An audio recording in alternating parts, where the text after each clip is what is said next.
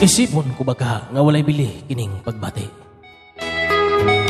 Nga bisan pag may adlaw pang musidlak niining kinabuhi. Kayuman ka kanako mibiya sa daklit. Mitiklop ang kangit-ngit ug nahanaw ang akong langit.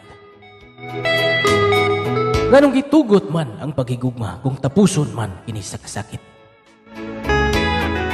Hangtod karon, gitipigan ko gihapon ang imong mga pulong. Bisan pag kinidakong bakak, ako gihapon kining gituhuan. Gilauman, pamasin ikaw mo balik pa sa akong kiliran. Binangga, sa gihapon nagpaabot ako para tumanon ang atong mga damgo.